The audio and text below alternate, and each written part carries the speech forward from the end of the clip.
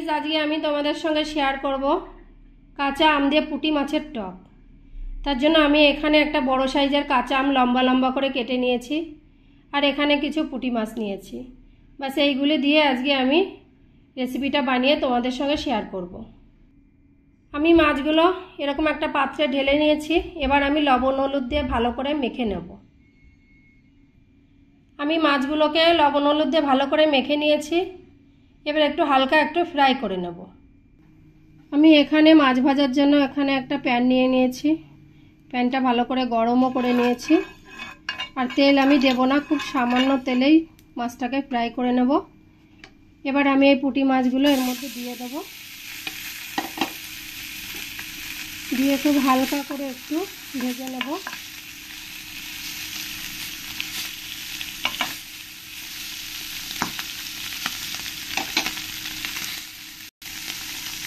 তো গাইস আমার মাছগুলো ফ্রাই করা হয়ে গেছে।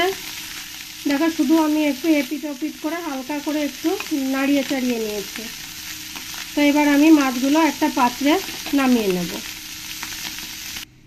এবার আমি এই কড়াইতে জল দিয়ে দিয়েছি, জলটা ভালো করে গরম হয়ে গেছে। এবার আমি যে এখানে আমগুলো কেটে রেখেছি এই আমগুলো দিয়ে দেব। আমগুলো দিয়ে একটু নাড়িয়ে দেব।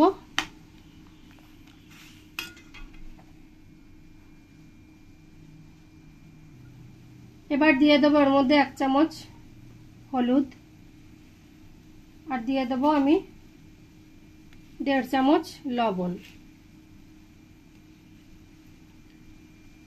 দিয়ে একবার সব কিছুর সঙ্গে ভালো করে মিশিয়ে নেব। এবার আমি আমগুলো দিয়ে ঢাকা দিয়ে দেব, গ্যাসটা মিডিয়াম ফ্লেমে রেখে দেব। তো গাইস যখন এই টকের ঝোলটা এরকম ভালোভাবে ফুটে যাবে, তারপরে দিয়ে দেব আমি এই ভাজা পুঁটি মাছগুলো।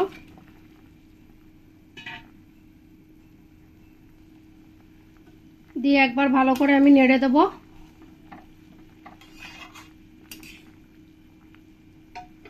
আবার আমি কিছুক্ষণ ঢাকা দিয়ে রাখবো মিডিয়াম ফ্লেমে।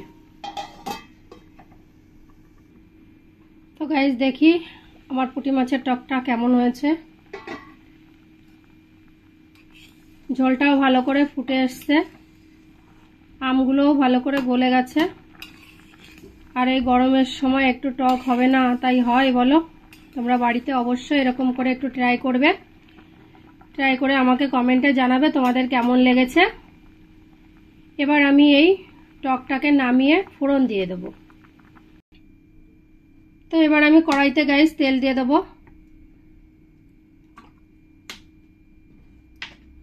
তেলটা ভালো করে গরম হতে দেব। তারপরে দিয়ে দেব 2টো শুকনো লঙ্কা, আর এর মধ্যে দিয়ে দেবো 1 চামচ সরষে। দিয়ে ভালো করে একটু নাড়িয়ে দেব। সরষেটা ভালো করে ফুটে গেলে এবার আমি এই টকটা ঢেলে দেব।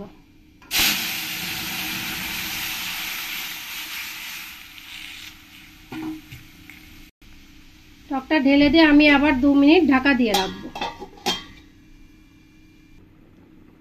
তো গাইস আমার টকটা পুরো রেডি। এবার আমি একটা পাত্রে নামিয়ে নেব।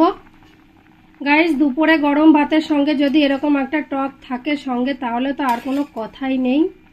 1-2 থালা ভাত তো নিমেষেই শেষ হয়ে যাবে। তোমরা বাড়িতে অবশ্যই এরকম করে ট্রাই করবে।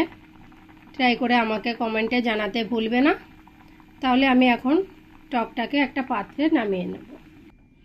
তো গাইস তোমাদের রেসিপিটা কেমন লেগেছে কাঁচা আম দিয়ে পুঁটি মাছের টক?